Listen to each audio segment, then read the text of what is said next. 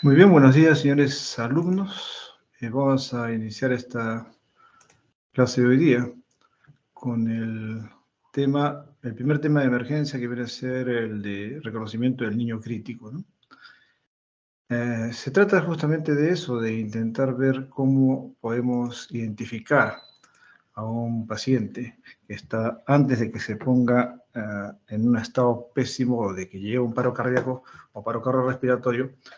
Tendríamos que ya evaluarlo previamente. De eso se trata, y en emergencia hay que considerar que las evaluaciones que se hagan y las intervenciones que el pediatra pueda hacer no son en la misma secuencia de eventos de lo que sucede en un consultorio externo usual, común y corriente, que no es emergencia, en donde cuando llega un paciente a la consulta para su control o por un proceso respiratorio benigno, leve, o incluso moderado, uno primero evalúa de acuerdo a los datos de historia clínica y luego de eso decide hacer un análisis o darle un tratamiento o no darle nada, simplemente recomendar a los padres lo que deben hacer respecto. O sea, la intervención sucede después de haber hecho primero una aproximación diagnóstica. En la emergencia no siempre es así. En la emergencia la intervención puede preceder incluso en algunos casos a lo que es la evaluación concienzuda y profunda de la historia clínica. A veces uno tiene que intervenir bruscamente y primariamente, ¿no? Para poder salvar la vida o la estabilidad o evitar de que llegue a un paro cardiorrespiratorio el paciente. Así que una condición que ustedes deben tener en emergencia es siempre no necesariamente esperar a sentarse, a hacer historia, a hacer las preguntas respectivas que se requiere, como es usual en la medicina de consultorio, sino ver si requiere la intervención inmediata o no del médico, ¿no? La secuencia de evaluar, identificar, intervenir y seguir el proceso es algo que es continuo durante toda la parte de emergencia, ¿no? Cuando uno comienza y pone como primera intención evaluar, estamos entendiendo que todavía no se ha visto la necesidad de intervenir. Entonces uno evalúa a través de lo que vamos a ver, lo que es el ABCD, que de alguna manera ustedes ya lo conocen, y que de eso permite que se identifique a los pacientes que tienen necesidad de intervenir de inmediato.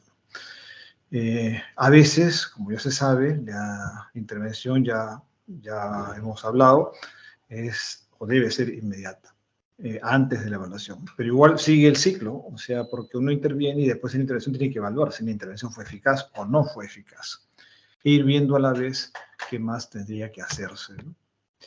La idea es que uno evite de que el paciente se deteriore a tal punto que ponga en peligro la vida del paciente, del niño, ¿no?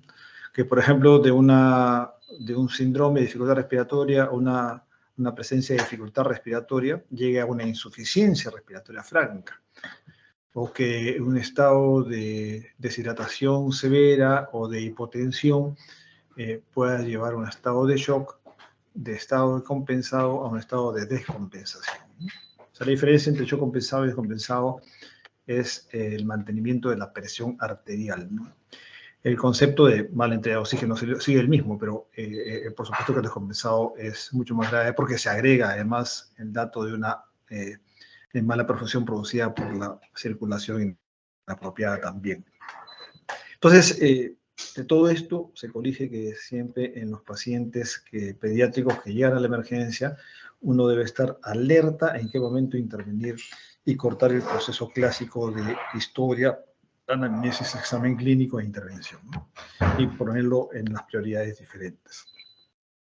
Hay una evaluación primaria que uno hace de inmediato siempre en donde esté, si es que es en una carretera, si hay un accidente y uno tiene que parar, si está en la emergencia, en el tópico, donde fuera, ¿no? Donde quiera que esté un paciente. Un principio es que si el médico considera que debe hacer algún análisis o una intervención radiográfica para poder detectar si tiene alguna hemotórax, una neumonía, un derrame, ese análisis de ninguna manera puede retrasar el manejo que es urgente. O sea, los análisis, la necesidad de análisis o de radiografías incluso, no deben anteceder cuando la urgencia es inmediata. Es una cosa que tienen que también tenerla en cuenta. A veces uno tiene dudas, por ejemplo, en si es que debe hacer una punción torácica para drenar un neumotórax.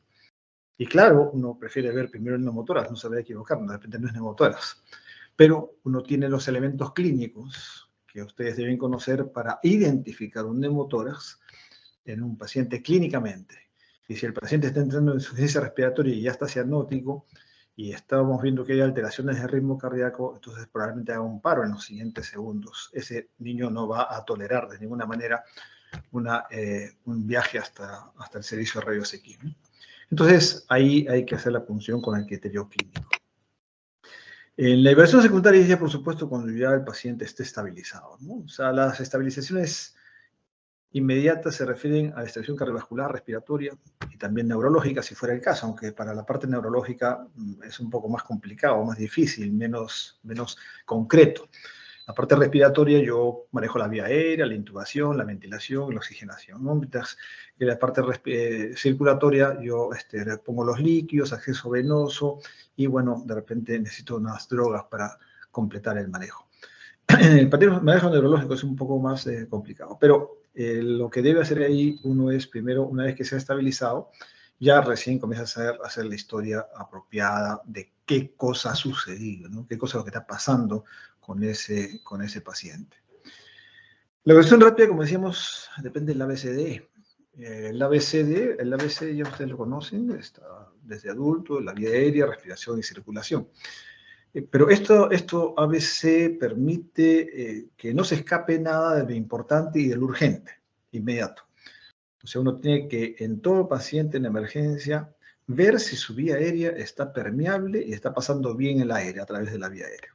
O sea, que el aire que está en el exterior pase a los pulmones, al tórax, sin problemas. Porque si hay obstrucción parcial o total, el paciente puede tener dificultades, sobre todo si el paciente está, por ejemplo, con compromiso del sensorio y tiene compromiso también de la vía aérea, pues ahí va a tener doble problema, porque la mala oxigenación, producto de una mala posición de la cabeza, obstruye la vía aérea, eso produce hipoxia o elevación del CO2 que compromete más el edema cerebral o la hipoxia cerebral. Así que uno debe siempre ver la vía aérea independientemente de cuál sea la causa del problema del paciente. Segundo, que una vez de que ya ha visto uno que la vía aérea está permeable y que puede pasar bien la vía aérea en la parte superior extratorácica, debe ver si ese aire llega al pulmón, al tórax. ¿A través de qué? A través de la expansión torácica, que debe elevarse el tórax o hincharse el tórax en cada inspiración y vaciarse luego en la expiración, así como también debe haber un pasaje en ambos hemitórax, ¿no? O sea, simétrico.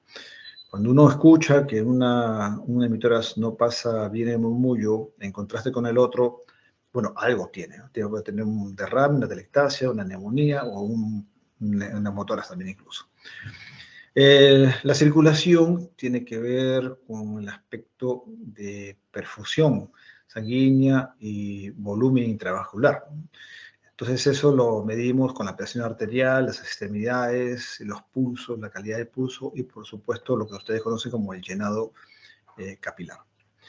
La D es la discapacidad, es una de las cosas que de repente no se ha visto anteriormente, no sé si lo han tenido ya la oportunidad, pero D es discapacidad, que es alteración neurológica, que la evaluamos a través de la escala de Glasgow, más que el sistema ABPU, que es el americano, que lo usan en Estados Unidos, o las pupilas también, que es importante. Y ambos, lo importante sería, creo yo siempre, si uno está viendo que tiene problemas neurológicos en el paciente, hay que monitorearlo, y hay que monitorearlo periódicamente, frecuentemente, durante un mismo turno, en el Glasgow. A veces la escala de Glasgow va cambiando, se va deteriorando, o si las pupilas van cambiando.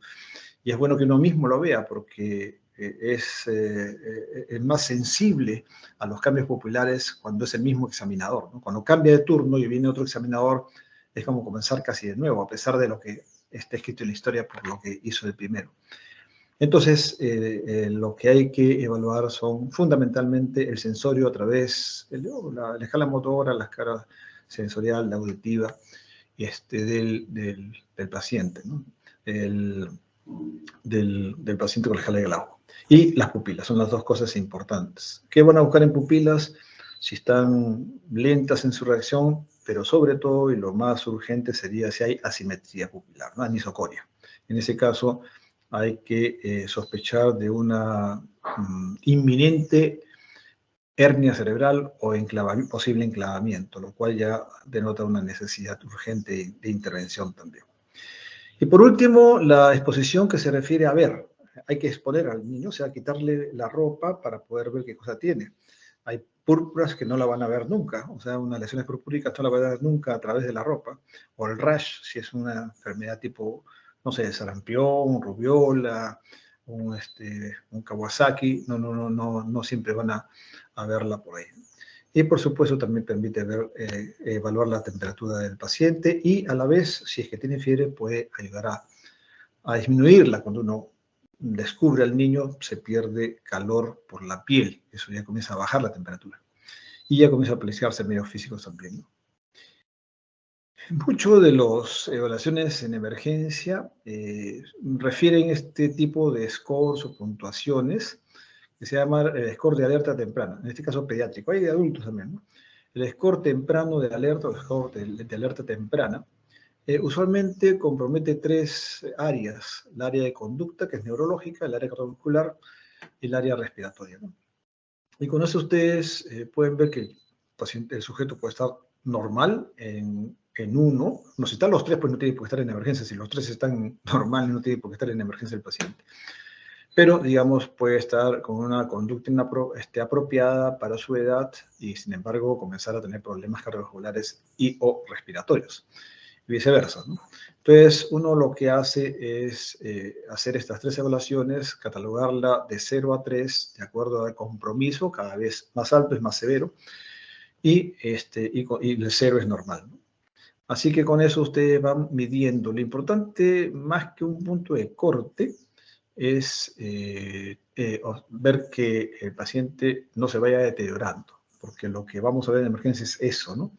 La evolución y el monitoreo del paciente. Si va empeorando, el puntaje total, sea porque sea respiratorio, de neurológico o cardiovascular, es un signo de alerta que uno tiene que ya intervenir de alguna manera dependiendo de la característica del paciente. Otro aspecto importante en los niños, en las emergencias, es recordar que a diferencia del adulto, en las cuales todos tenemos unos rangos de peso, de frecuencia respiratoria y presión arterial y cardíaca, más o menos dentro de ciertos niveles estrechos, relativamente estrechos, y eso va pues desde los 15 o 18 años hasta el final de los días, ¿no? Entonces esto no cambia, a menos que haya patología, pero lo normal es eso, ¿no? Eso es lo normal para los adultos. No tienen que ustedes hacer mucha memoria, pero en los niños tenemos ese problema, pues de que desde el nacimiento hasta los 14, 15 años, las cifras, no solamente del peso, sino de las variables fisiológicas, como la frecuencia respiratoria, cardíaca o la presión arterial, sobre todo la sistólica, va cambiando notablemente. Ustedes pueden ver que un niño de menos de un año puede tener una presión arterial de 70 y ser todavía normal, porque está justo en el percentil 5, ¿no? Y es normal del 5 al 95, de percentil 5 al 95. De modo que esto tienen que tener una especie de cartilla para poder identificar, de acuerdo a la edad del paciente, cuáles son los valores normales. Porque difícilmente se van a recordar todas estas cifras de acuerdo al grupo etario. Entonces, es bueno tenerlo. Hay varias estrategias que se tienen ahí. La cartilla, para mí, es lo más práctico, recordar esto, y tenerlo a la mano en un bolsillo, ¿no? Durante la guardia. Y también hay unas cintas que se llama la cinta de Bruselot, pero es algo parecido, pero simplemente tener la misma cosa, ¿no? Tener la información a la mano. ¿Qué cosa es lo que se recomienda? ¿Cuál es la evaluación que se hace en emergencia a los niños apenas llegan? Recuerden ustedes que enfatizo nuevamente que lo importante a la hora que uno recibe un niño en emergencia es distinguir a aquel que requiere una intervención inmediata, que es más fácil de detectar, o en poco tiempo, en pocos minutos, de repente uno avisora que puede necesitar una intervención inmediata. Entonces, eso es lo que tienen ustedes que detectar. Y lo que se recomienda para hacer esa detección, o sea, hacer el punto de corte entre aquel que yo puedo evaluarlo con cierta tranquilidad, con apuro, pero con cierta tranquilidad, de aquel otro que no puedo esperar nada, tengo que intervenir o que tengo que hacer una evaluación muy rápida porque se puede deteriorar ya en los siguientes minutos, ¿no? Los tres áreas que se recomiendan son lo que hemos estado mencionando, la parte respiratoria, la parte cardiovascular, que la vemos no solamente a través de la piel, pero la piel nos ayuda, ¿no? El moteo, por ejemplo, es una disfunción vascular. Así que cuando hay shock, usted va a ver la piel marmolla, como le llaman, ¿no? Como el mármol, se produce ese moteado en la piel. Y eso va a hablar de un muy mal estado vascular del paciente, ¿no? Usualmente referido a shock, también que puede ser de origen incluso hasta neurológico. Por supuesto, la palidez, las cianosis y también vamos a ver acá lo que es los pulsos, ¿no? Y la presión arterial y las extremidades frías, la frialdad, que debería estar acá también.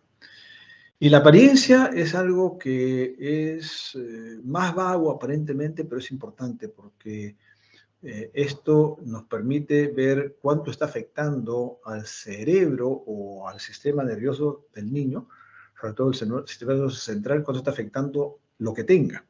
Un paciente recuerden ustedes que nosotros no somos unos pulmones, ni unos corazones, ni unos riñones, sino somos un organismo, ¿no? Que tiene pulmón, corazón, riñones, cerebro, todo. Entonces, la disfunción de un órgano afecta a otro de una u otra manera. A veces es tan leve la disfunción que no se ve la otra afectación, pero existe afectación de todos los órganos. Este es un concepto que debe siempre primar y lo observamos muchísimo mientras más grave esté el paciente, ¿no? Por eso, quienes vemos más esta interacción entre los órganos somos los intensivistas que observamos como el paciente no llega solamente porque tiene insuficiencia respiratoria, sino tiene una insuficiencia respiratoria, una insuficiencia cardiovascular, neurológica también. Y entonces hay una serie de interacciones entre estos órganos. La apariencia habla, por supuesto, de la apariencia de tipo que corresponde a la parte neurológica, ¿no? Cómo está la mirada de ese paciente, se conecta o no se conecta, o está en un llanto inconsolable. Un dato importante en los niños, sobre todo los lactantes menos de 2 años, sobre todo, es que usualmente cuando la madre los carga, los pacientes, los niños se quedan tranquilos. Cuando el niño no se tranquiliza, cuando la madre lo carga, entonces uno debe preocuparse también porque hay algo que le está doliendo a ese niño, que no se calma con la carga de la madre, a pesar de que se puede sentir seguro, pero hay algo que prima, que es un dolor, o tiene otra cosa más, ¿no? Alguna cosa que lo inquieta. Por ejemplo, este es un ejemplo de un paciente, ¿no? No vamos a desarrollarlo, pero por ejemplo, cuando ustedes tengan un paciente que llega así, con esta historia clínica, que tiene un niño de 2 meses de edad, es un lactante menor, ¿no? Que tiene tos y sibilancias y viene con este examen clínico que ustedes lo pueden ver, ¿no? La piel pálida, tiene una frecuencia respiratoria de 20 por minuto, con tirajes importantes, una frecuencia cardíaca, el llenado capilar es normal, pero está en coma, ¿no? No responde. Entonces uno tiene que ver acá qué cosas. Claro, la historia clínica me dice que hay un proceso respiratorio y por otro lado yo veo, pues tenemos un proceso respiratorio común y corriente. Hay algo más que está sucediendo. ¿Qué cosa es lo que tendría que hacer? Entonces, ante esto yo tengo varias opciones teóricas, pero una sola es la válida. Una sola. Entonces, cuando ustedes tengan pacientes, piensen bien primero qué cosa tienen que hacer. ¿Por qué un paciente que tiene un proceso respiratorio está en coma? ¿Por qué no responde, ¿no? Y tiene esas 200 de frecuencia cardíaca y tirajes, y con una frecuencia respiratoria que relativamente es pobre para su edad, pues porque a esa edad usualmente tiene más frecuencia respiratoria. Entonces ustedes, el médico de emergencia tiene que enfrentar casos como este, en los cuales uno tiene que decidir Y ahí, en un no responde, probablemente yo no tenga, así tenga las tos y las sibilancias y cualquier otro signo, yo no voy a tomar una placa. Primero tengo que intervenir antes de tomar una radiografía de tórax, por ejemplo, en este caso, ¿no? Entonces, ¿qué hacemos en la emergencia? En la emergencia usualmente es un cuadro, un flujograma sencillo, pero que es útil, ¿no? O sea, lo primero que hace el médico, el pediatra o quien esté en la emergencia, tienen una observación del paciente en tres aspectos, ¿no? Otra vez, la conciencia, estado neurológico, la respiración, respiratorio y el color. Claro, porque la impresión es lo que uno mira al paciente desde que está entrando a la sala de emergencias, sea en los brazos de la madre o sea que esté pues de la mano, o ya esté en la camilla, o esté sentado en algún sitio. Entonces uno llega el paciente y mira al niño y tiene una primera impresión. Esa primera impresión debe contemplar la neurología, el aspecto del sistema nervioso central, debe contemplar la respiración del paciente, que tal está, es eficiente, es buena, y además si el paciente, por ejemplo, no está cianótico, ¿no es cierto? Entonces con eso ya uno tiene una buena impresión rápida. Para la parte cardiovascular no depende de la impresión, ya tengo que acercarme, tengo que tocarlo, tengo que examinarlo para evaluar la parte cardiovascular. Pero la parte respiratoria y neurológica sí la puedo ver de lejos, o sea, de lejos se refiere pues a unos centímetros o metros, ¿no? Sin tocar al paciente necesariamente. Cuando uno se acerca a un paciente, entonces en emergencia se pregunta primero si es que el paciente responde o no responde, como en la anterior, ¿no? En la anterior no responde, no despierta. Entonces ese paciente está en coma, ¿no? Esa es una pregunta vital, porque si el paciente está dormido, pero yo lo muevo y el paciente se despierta, entonces ya, bueno, ahí queda, ¿no? O la mamá lo mueve, o la mamá lo despierta, el paciente se despierta, abre el ojo, ya bueno, entonces es una cosa, no se refiere a eso. El que no responde significa que no responde ni al estímulo siquiera intenso y a veces hasta doloroso, tampoco responde. Eso es coma. Entonces hay que evaluar esto, porque si el paciente está en coma o está en apnea, que es otra condición que requiere de inmediato la atención, entonces hay que comenzar a evaluar si requiere o no reanimación cardiopulmonar. Claro, si hay pulso, uno se va, ya no es una paro cardiorrespiratorio, entonces si hay pulso, uno evalúa la vía aérea, porque la primera causa de las alteraciones del sensorio, en ese caso, no es tanto problema cardiovascular, sino es más problema respiratorio. Entonces hay que ventilarlo bien. Entonces se maneja la vía aérea y se le ventila si es necesario, ¿no? Y con eso supuestamente mejora la mayoría de pacientes cuyo origen del problema de esta falta de respuesta o apnea puede ser corregido con esto simplemente. O con ventilación también con bolsa y máscara, ¿no? Pero si no hay pulso, obviamente, pues ya venimos a hablar de la reanimación cardiopulmonar, que ustedes tienen una clase aparte para esto, que sí nos cambiaron hace unos años el abecedario, o sea, era el ABC, primero la vía aérea, después la respiración y después la circulación. Ahora ya se habla de primero circulación, después vía aérea y después respiración, ¿no? O sea, tiene un sentido, pero es así más o menos como se evalúa, cómo se interviene en estos pacientes. Acá no sé qué más habrá pasado, pero si yo veo que no responde y no tiene pulso, inmediatamente, ¿no? Inmediatamente, no tenemos mucho que discutir ahí. Bueno, esta es una primera aproximación, ¿no? O sea, recuerden ustedes, emergencia, el paciente responde o no responde, o sea, en otras palabras, ¿está en coma o no está en coma? Y segundo, si está apnéico o está en una respiración agónica, agonal. Eso pregúntenle a sus profesores cómo es una respiración agónica, ¿no? Son los llamados, antes le llamamos las respiraciones boqueantes, como que boquean los niños, ¿no? Entonces, el enfoque sistemático del ABCDE que hemos hablado permite que uno haga una evaluación primaria si no ha hecho una intervención, una evaluación primaria, que es no la exhaustiva, y luego hace la resucitación si es necesaria. La evaluación secundaria es una vez que uno ha estabilizado al paciente, sea desde el punto de vista respiratorio, cardiovascular, o sea, si está en shock o si está en apnea o si está en una dificultad respiratoria marcada, uno tiene que intervenir primero y luego hace la evaluación. y hace el manejo de emergencia inicial y luego ya lo pasa para otro lugar. Recuerden ustedes que el paro cardíaco en niños, a diferencia del adulto, la causa más común es la falla respiratoria, no es la falla circulatoria, aun cuando por supuesto puede causarlo, ¿no?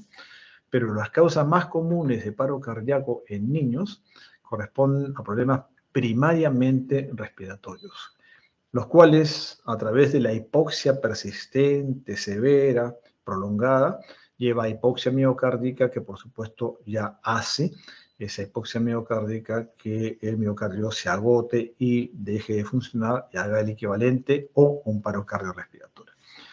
También las otras condiciones que son fallas circulatorias, que son las clásicas diarrea, sepsis o insuficiencia cardíaca, también por supuesto pueden causar. Pero como digo, de lejos las causas más comunes son respiratorias. Así que por eso es que uno de los aspectos más importantes del manejo es la intervención con asistencia respiratoria, la vía aérea y también el aporte de respiración a través de la bolsa con máscara, que son cosas que uno debe aprender también, ¿no? Ustedes acá van a ver algunas cosas que vamos a ver. Los tres aspectos que vamos a ver básicamente son los mismos que acabo de mencionar: los aspectos respiratorios, los aspectos cardiovasculares y también los aspectos neurológicos, ¿no? Que son los más importantes. Y cómo está más o menos detallado en un folleto que distribuye la OMS desde hace varios años, en la última versión de 2016, no he visto la reciente realmente, ¿no? Y lo que hace esto, ¿no? Triaje y evaluación y tratamiento de chicos en emergencia, eso nos vamos a dedicar. Pero antes de ver esto, quiero pasarles un video que debe estar por acá. Sí. Acá ya, bueno, algunos de mis pacientes, de mis alumnos ya han visto esto. Quiero que ustedes lo vean también. Pues ustedes evalúan la parte respiratoria, que es lo primero que vamos a ver. Lo primero que van a buscar siempre son los tirajes. Y está bien, ¿no? Pero hay que ver los tirajes, hay que observar los tirajes y tratar de interpretar también a veces los tirajes, ¿no?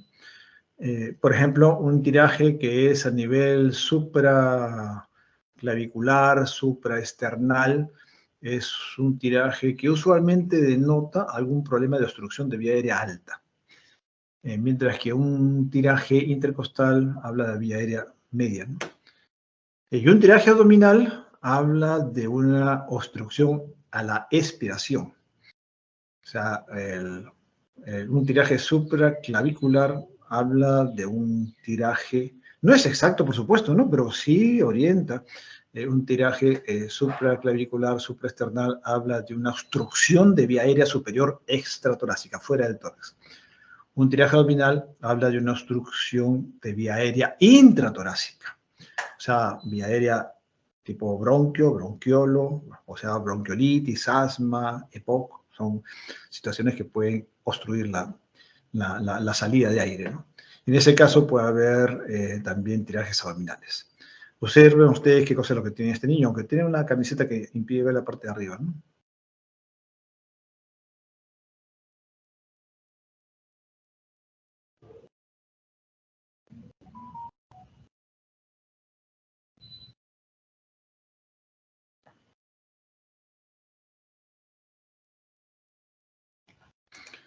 Bien, ustedes pueden haber visto ahí que tiene tanto tirajes intercostales, subcostales, pero también abdominales. Entonces, viendo esto, ustedes pueden decir que tiene un problema. Bueno, no tiene audio, así que no sabemos si hay ruidos respiratorios o no. Pero el tiraje no es, es también abdominal, ¿no? O sea que probablemente estamos hablando de un paciente que tiene una obstrucción de vía aérea intratorácica. La causa más común de esto sería pues un tórax. Vamos a verlo una vez más para que ya finalmente vean sobre todo la parte del tiraje abdominal, ¿no? Porque es importante que ustedes identifiquen el tiraje abdominal porque orienta a una obstrucción. No quita otro tipo de problema, pero va a decir que también hay, por lo menos también hay esta obstrucción a la vía aérea en la fase expiratoria.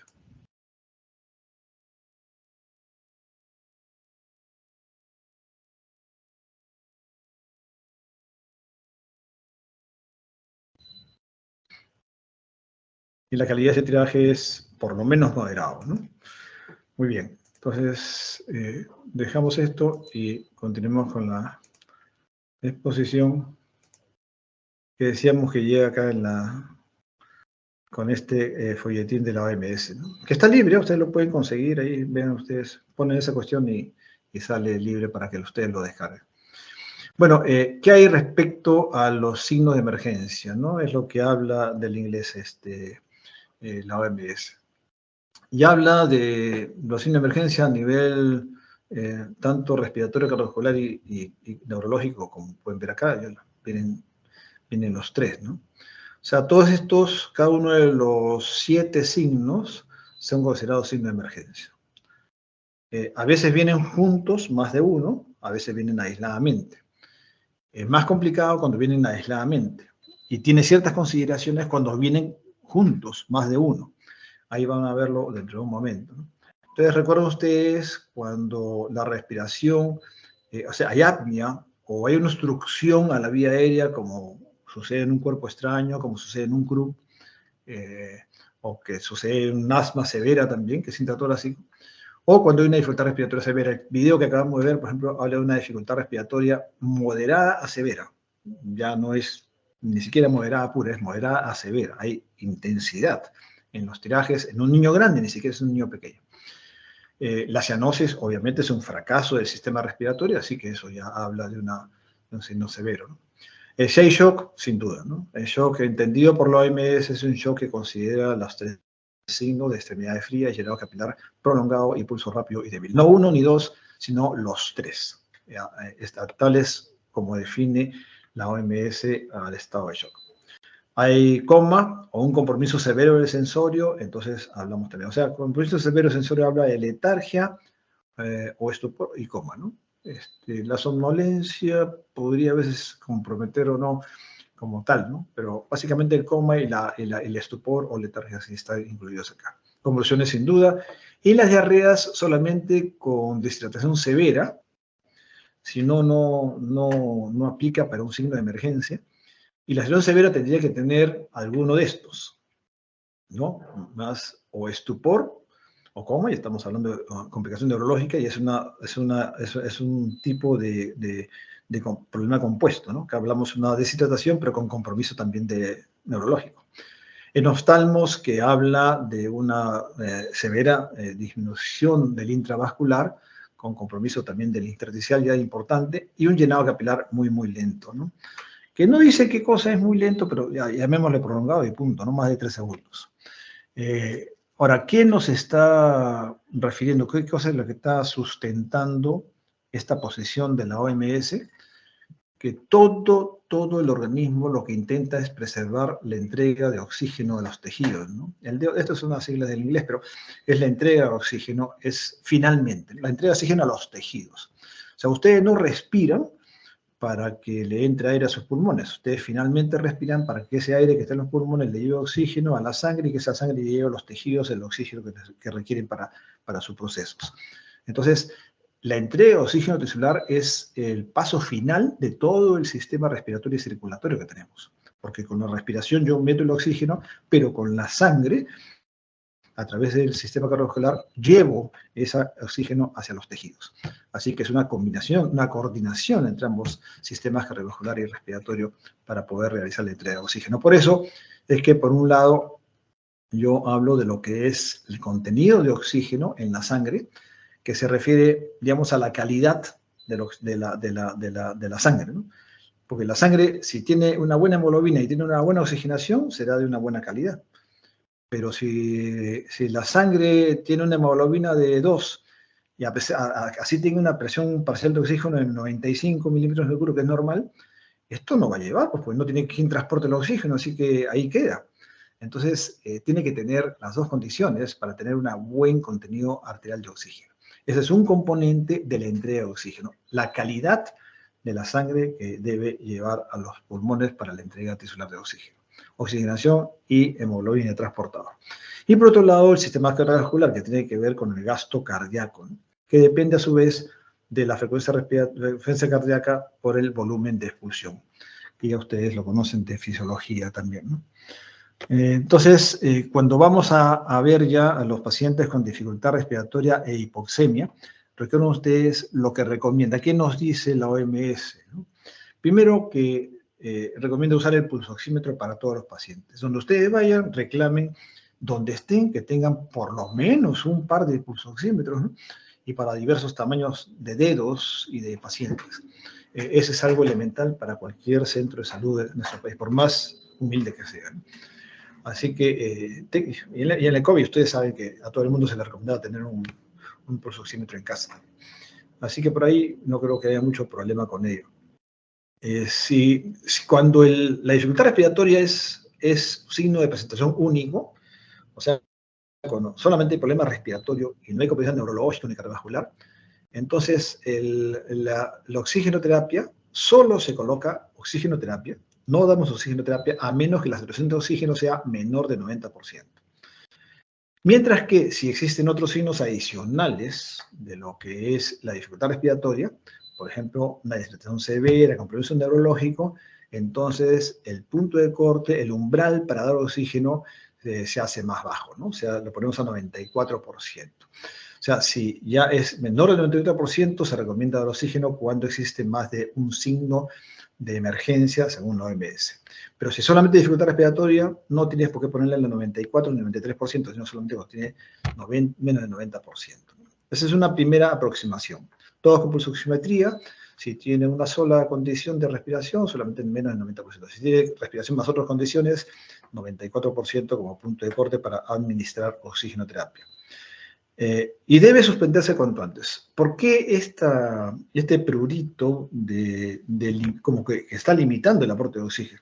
No es por tacaño, bueno, también los costos, ¿no? Pero no es porque no se quiera gastar, sino porque ya se sabe que la hiperoxemia es una condición que puede estar asociada también a eventos desfavorables para los pacientes. Incluso, en algunos casos, la muerte también se ha mencionado, ¿no? Así que cuando ya el paciente no requiere oxígeno, hay que suspender la terapia. No tiene por qué dejarle el oxígeno ahí hasta que se vaya de alta. Pues. ¿Cuándo es eso que no requiere? Bueno, pues cuando ya los signos de emergencia ya desaparecieron. Y el paciente puede respirar, como decían acá, más del 90% en aire ambiente. O sea, respirando 21% de oxígeno, ya por lo menos tiene 90%. Antes se hablaba de 92%, pero ahora se está bajando esto por lo que estábamos mencionando. Igualmente, hablando de lo que es parte aspecto respiratorio, en los pacientes que tienen todos estos signos de dificultad respiratoria, pero también con otras condiciones, ya sabemos que debe ser por arriba del 94%. Las formas, cómo se aplican la oxigenoterapia, ustedes de repente ya la conocen algunos. La más común es la cánula nasal, como pueden ver en los primeros casos, sea niños mayores, adultos o pequeñitos. Son cánulas nasales que en los niños, en el caso de los niños, usualmente el límite es 4 litros por minuto. Un adulto es hasta 6 litros por minuto, por si acaso. Pero no se usa más tampoco de 6 litros por minuto. Así que ustedes pueden colocar en los recién nacidos esta cantidad hasta 1 litro, en los menores de 2 años hasta 2 litros, y en los mayores de 2 años hasta los 8, 10, 12 años es de 2 a 4 litros por minuto. No se debe dar más que ese flujo. Eso es lo que se recomienda con cánula nasal de oxígeno. Y normalmente esta administración de oxígeno no requiere humidificar, aunque se puede hacer. Uno puede colocar un frasquito, ahí un humidificador, le da salida del oxígeno y eso ya por lo menos humidifica algo. Aunque no se calentaría, por lo menos está humidificado, ¿no? Si el paciente, ustedes ven que no son capaces de mantener una oxigenación a 4 litros por minuto con la cánula nasal, pues obviamente debe escalar, ¿no? ¿Qué cosa? Usualmente usamos o máscara, que puede dar un poquito más de concentración de oxígeno, o lo que se está utilizando últimamente, aunque es bien discutible todavía, esto está cuestionado también, la cánula nasal de alto flujo, que da muchísimo más cantidad de oxígeno que esto, ¿no? 10 veces más por lo menos de litros de oxígeno por minuto. Pero son cánulas diferentes, no son las mismas cánulas. Y son cánulas mucho más caras, así que sí las tenemos, pero hay que ver costo-beneficio también. Entonces, en este caso, cuando tenemos que dar más de 4 litros por minuto, como es muy alto el flujo, ya no podemos darle el aire frío y seco, que es el que viene del oxígeno directo, sea del cilindro, sea de la pared, sino que tenemos que humidificarlo y calentarlo, ¿no? La vía aérea es algo que tienen que cuidar. Uno de los problemas que tenemos en pediatría es que los niños son cabezones, ¿no? Si ustedes ven las imágenes de crecimiento del niño desde que nace hasta que es adulto, se dan cuenta que el recién nacido es casi un 30% del tamaño del niño es cabeza, ¿no? En el adulto no, pero la cabeza se hace mucho más chiquita, ¿no? Proporciona al tamaño del cuerpo, ¿no? Entonces son cabezones y el occipucio es una de las cosas que más crece, en lo que más está prominente, digamos, en los niños pequeños, ¿no? Menos de 1 o 2 años. Por eso, claro, cuando el paciente está despierto y está echado, no hay problema porque él mismo se acomoda. El problema es cuando están con compromiso de conciencia, ¿no? O sea, si el paciente tiene coma o un estupor y se relaja y cuando se echa el occipucio va a hacer que se flexione el cuello y eso hace que la lengua vaya hacia atrás por la hipotonía propia del compromiso del sensorio y la base de la lengua va atrás y puede obstruir la vía aérea como pueden ver en esta gráfica, ¿no? Entonces, hay una posición apropiada de la cabeza, que es la posición que se llama de olfateo, como quien huele algo, ¿no? Como pueden verlo acá. Imagínense al chico que estuviera parado, entonces ahí está como que está queriendo oler algo.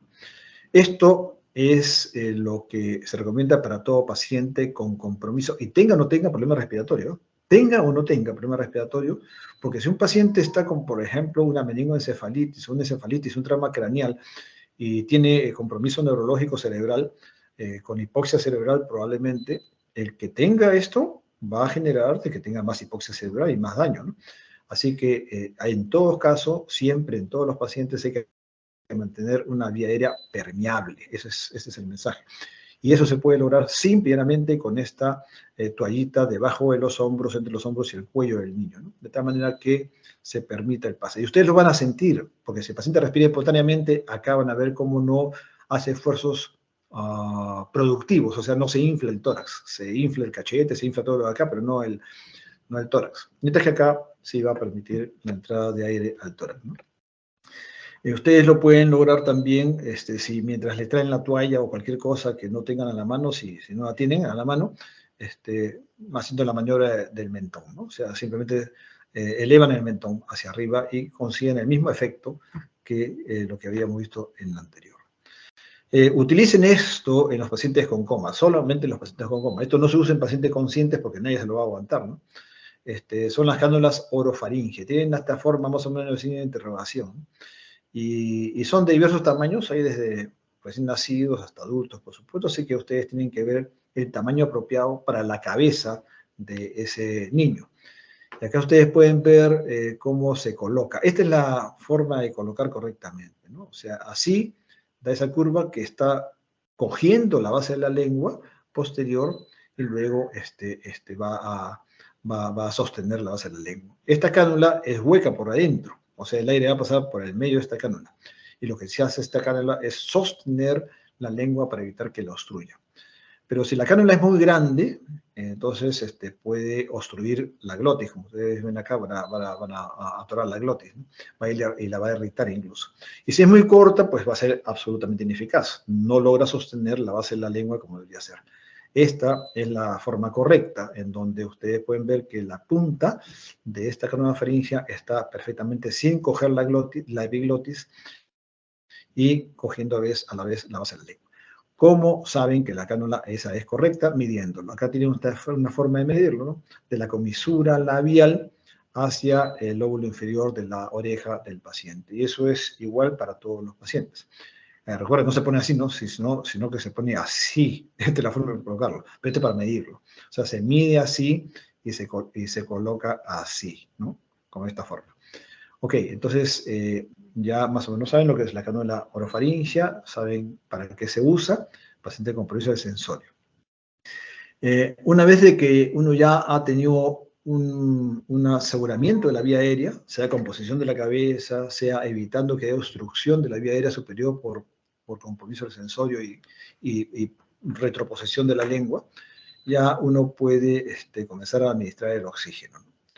Entonces el oxígeno puede ser con cánula, ya hemos visto, por máscara simple. Esta es una máscara simple, como ustedes pueden ver, la conocen. La máscara simple es esto, simplemente con sus huequitos al costado para que pueda exhalar el CO2 que exhala el paciente. y también permite aire de entrada del medio ambiente, ¿no? Y uno le puede agregar, y le agrega oxígeno usualmente, ¿no? Por acá. Entonces, concentra el oxígeno, pero no es absolutamente alto porque se pierde por esos huequitos y por el costado de la máscara. Entonces, las máscaras con oxígeno, como si son simples, pueden adicionarse estas bolsas que se llaman reservorio de oxígeno, el cual se llena a través de un sistema que es una válvula, se llena acá a través de ya no es así, sino acá abajo iría la bolsa y por el costado de esa bolsa, en la parte de arriba, en una válvula, entra el oxígeno. Y el oxígeno se va acumulando en esta bolsa. Entonces acá tenemos 100% de oxígeno siempre, que va directo hacia la máscara, no va hacia afuera, sino solamente hacia la máscara. Entonces permite concentrar un poco más el reservorio de oxígeno. Y otra forma de aplicar también el oxígeno es a través de los sistemas de Venturi, que no incrementan mucho el FiO2, sino lo hace, digamos, más fijo, con más precisión.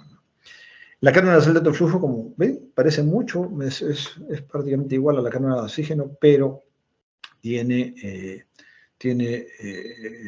sus diámetros internos son diferentes y permite flujos mucho más altos. Y además debe tener también un sistema de humidificación, agua permanentemente, que es acá, y calentamiento de ese gas. O sea, el gas que le llega no puede ser frío, entonces por eso tiene que haber una humidificación y un calentamiento. A la vez yo usualmente ya elijo darle un FiO2 determinado, o sea, un mezclador de aire-oxígeno que me permite a mí decir, ya, yo no le voy a dar tantos litros por minuto solamente, sino además le voy a dar tantos litros por minuto de 30, de 40, de 50, de 80%, lo que quieran, lo que yo desee colocar. Bien, hay usos bastantes de este tema. Este es el sistema de Venturi, que se adapta a una máscara simple, o puede adaptarse a una máscara simple, y que son de dos tamaños. Bueno, esta es la que más he visto yo acá, no sé si ahora veo que hay unos de diversos colores, pero si ustedes ven, probablemente vean estas que son verdes, que tiene esta base o verde también o blanca. Son dos diferentes, porque esta verde, como ustedes pueden ver, aquí hay una flechita, ustedes le mueven la flecha a esta línea, y está señalando que con eso, y a 3 litros por minuto, yo voy a lograr 24% de FiO2. Pero si la flecha la muevo a esta posición, que es esta, y le doy también 3 litros por minuto, ya puedo subir a 26%. Si subo una más la flecha y llego hasta 6 litros por minuto, puedo llegar hasta el 28%, y una más y voy hasta 30%. Todo depende del flujo, hay que respetar esos flujos que recomienda el diseñador, el que fabrica este dispositivo de Venturi, y también la apertura, porque como ustedes ven acá, cuando yo voy moviendo la flecha, estoy girando esta parte inferior, es la parte blanca o la parte verde acá, y esa girada hace que esta ventana se cierre o se abra. Se cierra, entra menos aire del medio ambiente, por eso se puede concentrar más. Mientras más pongo hacia la derecha, entonces se concentra más porque entra menos aire del medio ambiente, menos aire de 21%, que puede diluir. De acá sale 100%, ¿no? De abajo viene el oxígeno. Acá es lo mismo, pero las cifras son mayores. No se ve bien, ha salido medio borroso, pero sí va de 6, 12 y 15 litros por minuto, que va de 35, 40 hasta 50%. O sea, el sistema de Venturi no da más de 50%. Es casi como la máscara simple de oxígeno. No es que da más, pero da con más precisión. O sea, si uno quiere hacer una presión parcial de oxígeno, una gradiente alveolar arterial de oxígeno, la puede hacer mucho más fácilmente mucho mejor, mucho más preciso con una de Venturi que con una máscara, ¿no? que puede variar muchísimo. Cuando la oxigenación no es suficiente, uno necesita el niño algún soporte ventilatorio, entonces usa ya lo que es la ventilación con bolsa y máscara. Estas son bolsas de reanimación autoinflables, son las que se usan en las emergencias, a diferencia de las que se usan en anestesiología, son las Penrose, que son diferentes. Y estas bolsas son hasta acá nomás, pero se pueden adaptar a través de este sistema a estas válvulas, y esta válvula se adapta a una máscara, ¿no? Entonces, estas válvulas permiten evitar un exceso de presión, porque cuando uno aprieta esto, sale a presión. Uno deja de apretar y se vuelve a llenar solito, ¿no? Y el oxígeno, si uno quiere agregar el oxígeno, como usualmente lo hacemos, viene de acá, por atrás, por abajo entra, ¿no? Y este es un catéter que viene desde desde la fuente de oxígeno, digamos, ¿no? Así que uno aprieta y sale el aire con el oxígeno, ese aire pasa por este sistema, esta válvula. Si se supera cierto nivel de presión, que usualmente es 40 centímetros de agua, para evitar el neumotórax y presiones muy altas en el pulmón, entonces se libera por esta válvula de acá. Es una válvula de liberación. Y lo que pasa acá, pasa el volumen de aire, pero a presión y a medida, con un límite de presión. Eso es lo que se hace acá. Hay varios tamaños. Ustedes también tienen que, cuando lleguen al centro de salud donde vayan a trabajar el serum, tienen que verificar si tienen una emergencia que tenga esto, ¿no? Los diferentes tamaños de válvulas para neonatos, infantes y niños y preescolares, por ejemplo. Todos con su sistema de reservorio y todos con su sistema de válvulas y máscara, ¿no? Que son como debe estar. La máscara debe tener una aplicación correcta, ¿no? Como ven, la base de la nariz, la barbilla, hay que cuidar y debe cubrir las dos para evitar que haya fugas. Pero cuidado con los ojos, porque sí puede lesionar los ojos, sobre todo si tiene compromiso de conciencia, úlceras corneales, y lo reventaron al pobre niño. Y esto es que es totalmente inefectivo, porque se va a perder por la nariz, por el costado de la boca. Esto es demasiado grande, sí puede dar ventilación apropiada, pero a costa del riesgo de lesión ocular. Recuerden ustedes la posición siempre. Algunos lo ponen la toalla debajo de los hombros, otros, como decíamos en el anterior, debajo entre los hombros y el cuello. ¿De qué depende? Hay que negociar, porque el tamaño, la edad del niño va a intervenir en ese asunto. Mientras más pequeño, más occipucio, ¿no? Entonces, probablemente uno tenga que negociar esa posición viendo el efecto. Cuando tengan que aplicarle la máscara, esta es una máscara, bueno, acá está la máscara, como debe colocarse, y acá tiene una máscara que está cogiendo efectivamente nariz y boca hasta el borde de la barbilla, ¿no? Con estos dos dedos aprieta para que haya buen sello, y con estos tres dedos lo que está haciendo es sostener el maxilar inferior y evitar de que uno lleve hacia atrás la base de la lengua, porque se puede ir toda. Si yo no coloco esto, si no sostengo el maxilar inferior, entonces voy a apretar todo el macizo inferior y no va a ser eficaz. O sea, puedo ventilar, pero ventilo pues acá la boca, ¿no? No pasa. Entonces, cuando estén ventilando, ahí va a tener una bolsa por ahí metida, más atrás, no se ve en este caso, pero esa bolsa, cuando ustedes insuflen, va a pasar para acá, va a pasar acá y va a bajar y debe levantar el tórax. Lo que ustedes tienen que ver es que levante el tórax. Mientras levante el tórax y la frecuencia cardíaca mejore, que es lo que van a buscar, entonces la cosa está por ahí bien. Por ahí estamos trabajando bien. Pero si no levanta el tórax o si el paciente no mejora su frecuencia cardíaca, sigue con bradicardia, entonces también ahí estamos mal. Algo hay que buscar qué pasa, qué sucede, algo está sucediendo. Hasta ahí lo que es la parte respiratoria inicial. Vamos a pasar lo que es los estados de shock o de situación grave, ¿no? De mala circulación. Ya decíamos que la OMS propugna que para que se hable de shock tienen que estar las tres condiciones, no una ni dos, ¿no? Eso es un shock. Y entonces, cuando tenemos los tres shock, entonces los tres signos, hablamos de shock, entonces no se da ningún bolo. O sea, si esté deshidratado, si esté con noftalmos, recuerden ustedes, o sea, los signos pueden ser notables, puede tener el signo del pliegue, deshidratado, vómitos, diarrea, pero no tiene las tres condiciones, no tiene shock, y lo que se recomienda es no dar bolos, sino solamente directamente líquido de mantenimiento. Esto es un cambio respecto a lo que ustedes han probablemente venido siendo enseñados. Bueno, nosotros también, ¿eh? Y nosotros hemos enseñado incluso así. Y hemos tenido que ir cambiando porque ya se ha demostrado, se ha visto en evidencias empíricas que cuando no hay shock, los bolos pueden generar una serie de daños, incluso mayor mortalidad en varias infecciones severas y también estas condiciones, ¿no? Insuficiencia cardíaca, renal o cetocidosis diabética, ¿no?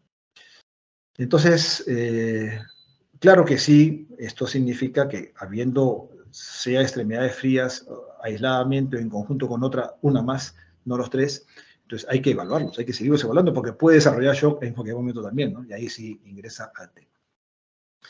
En llenado capilar vamos a ver, creo que tengo un par de videos acá.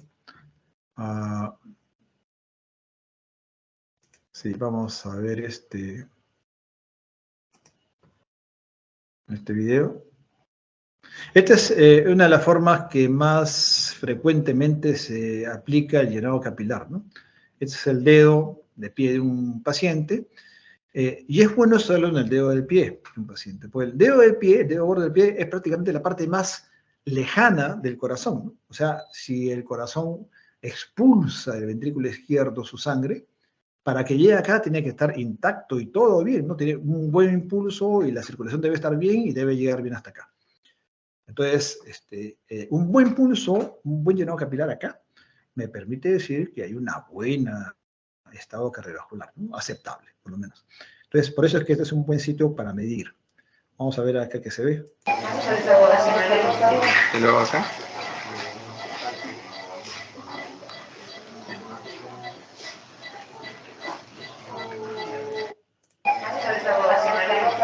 ¿Y luego acá?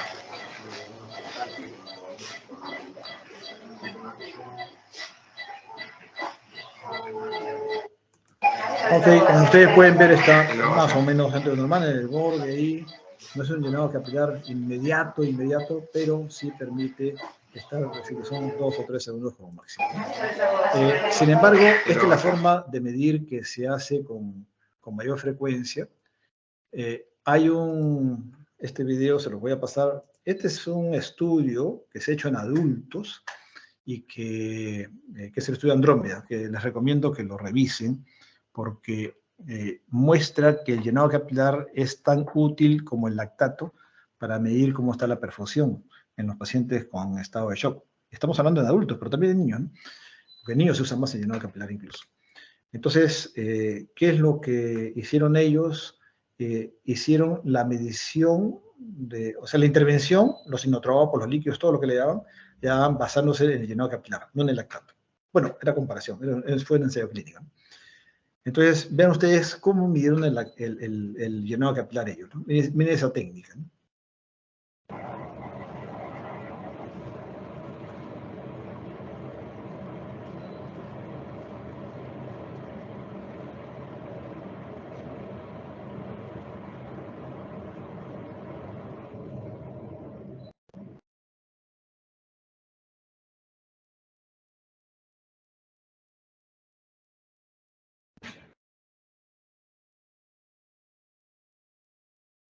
Bien, voy a pasarlo una vez más y si alguien quiere hacer una pregunta o comentario, lo hace. Esta es una lámina portaobjetos. Están apretando la yema del dedo y vemos.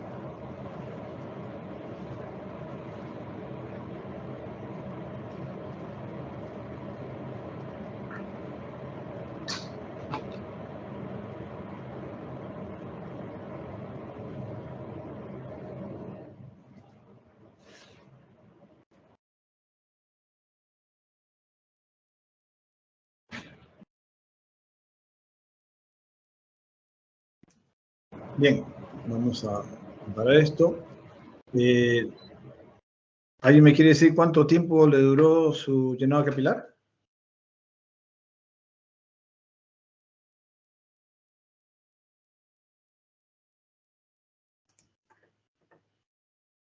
¿Alguno de los que está presente y despierto me puede decir cuánto le duró su llenado capilar?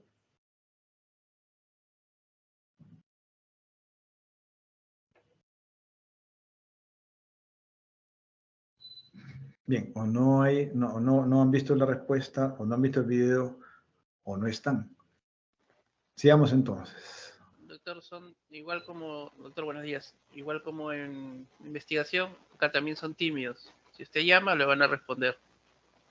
Bueno, yo, como soy el delegado, le contesto esta vez.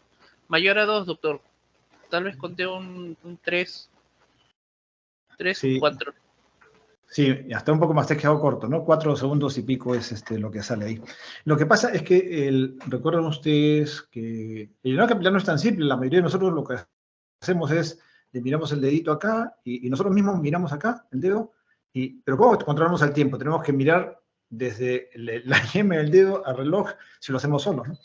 Se hace con 2 personas, porque el que está apretando y el que está mirando es el que tiene que decir, cuando dejo de apretar, le dice ya, y cuando el que está mirando dice que ya se llenó, también le dice ya.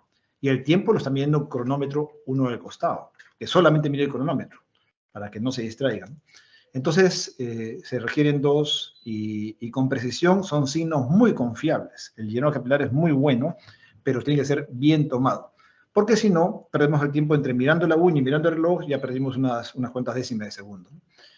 Bien, pero sí, gracias, está prolongado efectivamente. Lo interesante acá es el tema, ¿no? Me parece que es el de apretar 10 segundos, porque ese fue el sistema que ellos aplicaron. 10 segundos es excesivo, en mi opinión, ¿no? Sin embargo, así fue como lo plantearon en su estudio. No es algo que se repite, usualmente se aprieta 3 a 5 segundos, ¿no? Por si acaso, usualmente. Bien, sigamos entonces con el llenado capilar. O sea, si hay que hacer un llenado capilar, les sugiero la lámina por objetos, les sugiero que sean siempre 2 examinadores, ¿no? Uno que aprieta y mira y dicta, y el otro que lee el cronómetro, ¿no? Bien, ¿qué líquidos podemos colocar a los pacientes en shock? Supongamos que tenemos los 3 signos. Entonces, si no está en shock, ya sabemos, si tiene solamente 1 o 2 signos, no se requiere bolo, solamente líquido de mantenimiento directo. Pero si está en shock, entonces sí se le pone un cristaloide isotónico. Y miren la diferencia con lo que ha habido hasta hace muy poco tiempo atrás en recomendación, ¿no? Sea un cristaloide isotónico quiere decir igual a la molaridad del plasma, 280 290 milosmoles, no es hipotónico. Es muy importante, de 10 a 20 litros por kilo en 30 a 60 minutos, ¿no? Y claro, se completa la evaluación y todo el examen clínico y ver qué va. Entonces, la cosa que ha cambiado es que no es 20 por kilo solamente, sino es un rango de 10 a 20. O sea, 20 es el máximo que se da. Y no se da, pues, como hacíamos antes, en 5, 10 o a veces en 15 minutos, sino en 30 a 60 minutos. Se ha hecho más larga, más lenta la infusión de ese bolo, ¿no? De ese supuesto bolo. Entonces, luego que uno ha colocado ese bolo en esas condiciones, evalúa, ¿no? Puede repetirlo si el shock aún ha persistido, bajo los mismos signos clínicos. ¿Se acuerdan ustedes que el shock es clínico? Yo no tengo ningún análisis ni radiografía que hacer para decir si es shock. Es la clínica la que va a determinar mi examen, ¿no? Con lo que estamos hablando. Y se le puede repetir ya no 20 por kilo, sino 10 por kilo, ¿no? Y sí en media hora. Pero si ya se resuelve el shock, no hay tampoco ya necesidad de pasar a las hidrataciones parciales de en 8 horas tanto, el 50% y de 16 horas. No, sino se recomienda pasar directamente al líquido de mantenimiento, pero siempre evaluando porque si el paciente va haciendo un balance hídrico negativo, hay que actualizar, ¿no?, el líquido de mantenimiento. Pero eso es en principio lo que se hace, ¿no? Se restablece el shock, se le pone el bolo o los bolos que sean necesarios, pero después se le pone inmediatamente a líquidos de mantenimiento, ¿no?, que ya ustedes manejarán cuáles son los líquidos de mantenimiento. ¿Qué es lo que hay mucho temor sobre la sobrecarga hídrica, que se ha visto que es muy frecuente y que puede causar también fallecimiento o problemas cardíacos o renales también?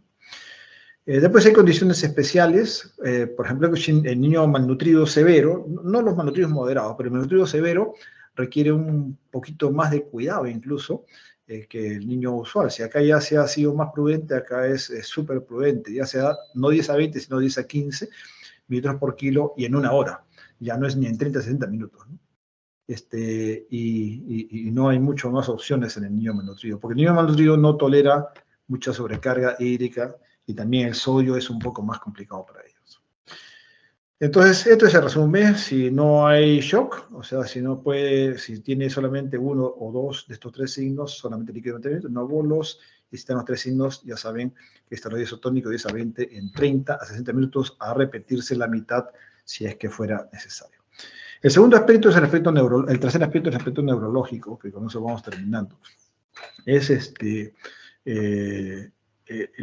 más que ustedes saben, pero voy a repetirlo porque lo mismo ha sucedido para los adultos. La definición no conceptual, sino operacional del estado epiléptico es de 5 minutos. Lo que quiere decir es que si nosotros dejamos la definición conceptual de que debe ser 20 a 30 minutos, porque ahora ya se bajó a 20 también, de 20 a 30 minutos para hablar de estado epiléptico, entonces no vamos a iniciar el tratamiento del estado epiléptico sino hasta que se cumplan los 20 a 30 minutos. Entonces, como ese era un problema, porque muchos de los pacientes que llegaban ya convulsionando repetidamente, había que esperar los 20 o 30 minutos para recién usar las drogas que se usan para estado epiléptico, todo el manejo, ¿no? Que sea combinación de drogas, etc. Sino que simplemente se le daba la benzodiazepina se le daba dando durante ese tiempo, pero no se controlaba. Y eso va asociado a mayor mortalidad, ¿no? Entonces, por esta razón, ya se dice de que uno no se recomienda que se use el manejo de shock, perdón, como estado epiléptico a partir de los 5 minutos de convulsiones. Si a los 5 minutos no se ha recuperado ese paciente, hay que considerarlo como si fuera un estado epiléptico y se le da el tratamiento de estado epiléptico. Esa es la definición operacional y así se debe manejar, ¿no? Hay un estado epiléptico que es el que más conocemos, el convulsivo, y a veces hay uno no convulsivo, es decir, que no hay las contracciones tónico-clónicas que conocemos. ¿Cómo lo identifican? No pueden, pues. O sea, solamente lo pueden identificar a través de un monitoreo electroencefalográfico. O sea, si tienen esa oportunidad, háganlo. En todo paciente que llega con estado epiléptico, le damos un montón de drogas, y a menos que el paciente esté consciente, pues no hay necesidad de electroencefalograma, pero si el paciente sigue inconsciente, sea sedado por la medicación que le estamos dando, o durmiendo permanentemente, entonces el electroencefalograma va a permitir determinar si es que ese paciente tiene convulsiones eléctricas o no, aunque no sean convulsiones clínicas, tiene eléctricas, que hacen el mismo daño prácticamente, ¿no?, a la neurona. Así que hay que tratar los dos. La mortalidad es mucho menor en niños que en adultos por las condiciones de fondo que hay, ¿no? En los adultos hay muchas patologías que son estructurales del cerebro, mientras que en los niños usualmente las convulsiones febriles que ustedes van a aprender son bastante más sencillas, pero pueden causar estado epiléptico. Lo que hay que hacer es la finalización rápida, ese es el objetivo de la actividad convulsiva, pero no solamente clínica, como decíamos, sino también la actividad eléctrica, pues ambas son dañinas. La convulsión febril ustedes van a tocar seguramente con el doctor Aburto, es una de las cosas más frecuentes que tenemos a nivel pediátrico, del 2 a 6% de la población general tiene convulsiones febriles, o sea que es muy frecuente, muy frecuente. 2 a 6% es una barbaridad, pues es una población enorme, ¿no? Si calculan ustedes de cada 100, ¿no? De cada 100 hay entre 2 a 6 niños que pueden tener esta convulsión febril. Simple o compleja, la simple es la que va con un muy buen pronóstico, no deja ninguna secuela. La compleja pudiera ser medio fastidiosita, ¿no? Entonces ahí hay que tener cuidado. Pero las complejas, la diferencia son estas tres características, ¿no? Si dura 15 minutos o más, si recurren las primeras anticoaguladas y si es focalizada. Cualquiera de estas condiciones, una sola de ellas o las tres, hablan de una convulsión compleja. Si no tiene ninguna de estas, o sea, dura menos de 15 minutos, no recurre a 24 horas y es generalizada, es una convulsión simple. Muy buen pronóstico, tranquilidad a los padres y a los médicos, ¿no? También tiene causas más frecuentes de convulsiones en los niños, que son meningoencefalitis, trauma encefalocraneal, que ahorita está llevando muchísimos pacientes ahí a la unidad de cuidado intensivo, ¿no? Bueno, ¿por qué los tiempos? Acá es donde explicó este colega un par de años en una conferencia. Es interesante porque, claro, gráficamente ustedes pueden ver ahí que los dos tiempos que tenemos son a los 5 minutos que hablamos de definición operacional para iniciar el tratamiento. ¿Por qué? Porque la estadística nos dice que el 80% de las convulsiones en las emergencias duran menos de 5 minutos, ceden espontáneamente o con la primera benzodiazepina. Entonces, uno dice, ya si el 80% de las convulsiones termina acá, ¿por qué tengo que esperar pues hasta los 30 minutos? ¿No? O sea, va a ser probablemente un 20% ya esté ahí, pero estamos perdiendo tiempo con el resto.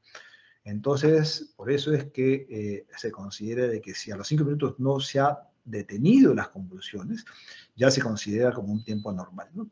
Y este peligro de llevar hasta los 30 minutos es justamente las secuelas que pueden producirse por una convulsión persistente, permanente, ¿no?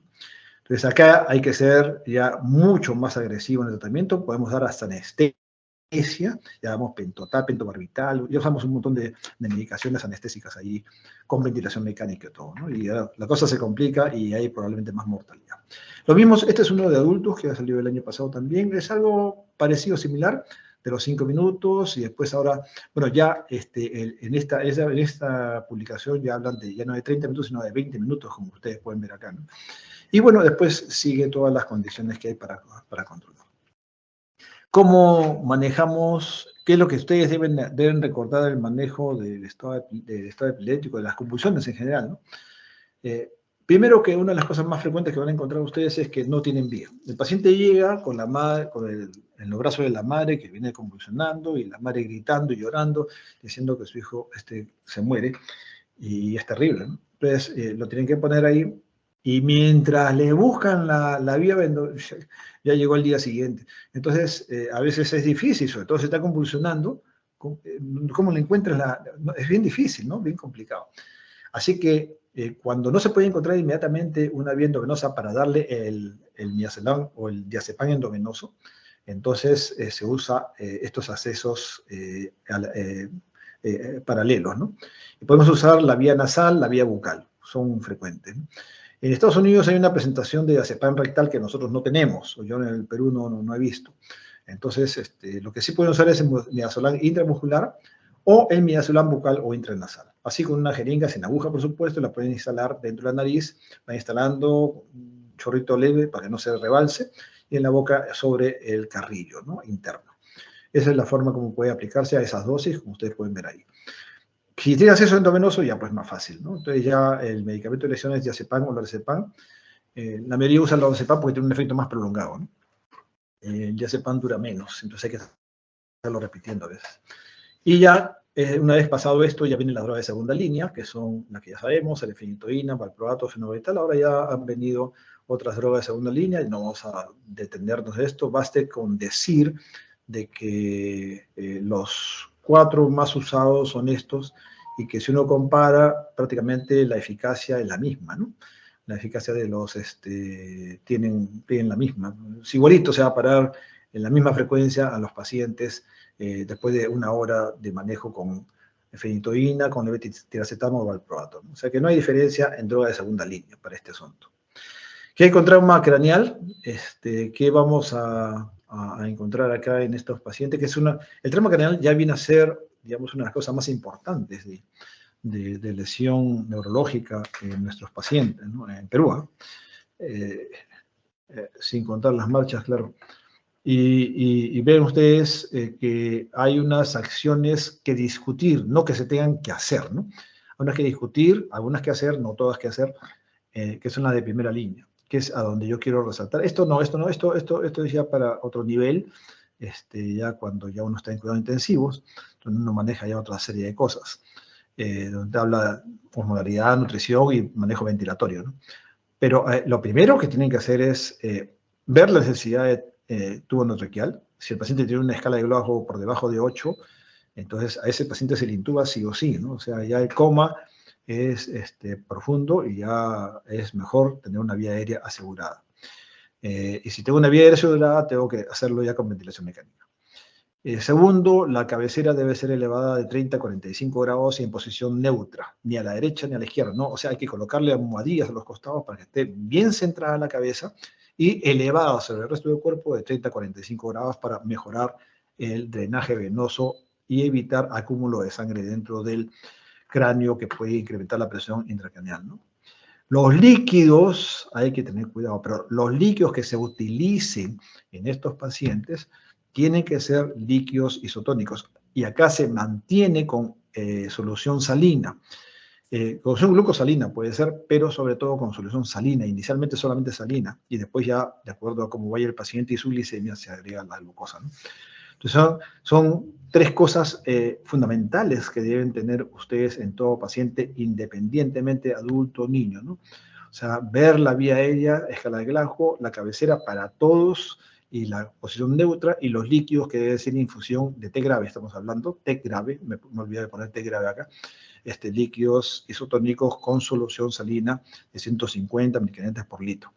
Se recomienda mantener el sodio en 145. Entonces, la solución salina va con un muy buen propósito para este asunto. Los esteroides casi no se utilizan, incluso que han aumentado incluso la mortalidad de algunos. Así que pero uno lo discuten, pero ténganlo en cuenta para que no lo use, porque no se recomienda su uso, por lo menos no rutinario. Y luego acá ya las drogas antiepilépticas o el barbitúrico, que eso ya tiene que tener alguien más, ¿no? Es la escala de coma de Glasgow que trabajamos en niños. Hay escala de Glasgow, la escala de Glasgow de niños se ha deducido, ¿no? Por supuesto, no es lo mismo que la escala de Glasgow del adulto, pero tienen las mismas áreas, como pueden ver, y en realidad son iguales, tanto independientemente de la edad, tanto para el adulto como el niño, ¿no? O sea, es lo mismo en respecto ocular y en respecto a la motora, son lo mismo. No hay diferencia porque no hay ninguna diferencia. Pero la respuesta verbal, obviamente, ahí sí hay diferencia. Entonces, acá tenemos 3 tramos de menores de 1 año, de 1 a 5 y más de 5 años, que ya son más parecidos prácticamente a los de los adultos. Entonces, ustedes tienen varias escalas de coma de Glasgow que pueden verlo. Esta es una publicación que ha salido recién sobre de adultos, pero tienen los mismos conceptos que se manejan para niños, y por eso le traigo este flujograma, porque es lo que han hecho, ¿no? Es una serie de expertos a nivel mundial que han hecho recomendaciones, como 20 y tantas recomendaciones para el manejo de trauma severo craneal, ¿no? Y vean ustedes, quiero llamar la atención sobre el trauma, es un trauma craneal severo, tiene que ser visto, al principio, que tiene que ser visto en un centro de experiencia. O sea, ustedes no saben manejarlo y donde estén, tienen que ver si tienen el equipo que puede manejar. ¿Qué significa el equipo? Primero, un neurocirujano entrenado en el manejo de trauma craneal severo, porque tiene ciertas características que no todos los neurocirujanos manejan. En segundo lugar, tiene que haber una unidad de cuidados intensivos, en donde el paciente debe estar ventilado y con un monitoreo permanente, tanto por personal médico y enfermera como por tomografías también. Entonces, a lo que se refiere al Hub Center es el centro que es el capacitado para hacer el manejo. Entonces, la supervivencia lograda con éxito en los pacientes con TEC severo se ha debido a que se manejan estos casos en sitios de alta especialidad. Y nosotros en el Perú tenemos, lo que no tenemos es el sistema de transporte, el sistema de la conexión, la red. Es una catástrofe en nuestro país, la desorganización. Entonces, para trasladar un paciente de un sitio a otro, Dios mío, ya se imaginan ustedes, y ahora con las carreteras, entonces ya se imaginan ustedes las dificultades que podemos tener, ¿no? Entonces, pero que existen centros, sí, y debería haber centros, por supuesto, por lo menos en cada región, ¿no?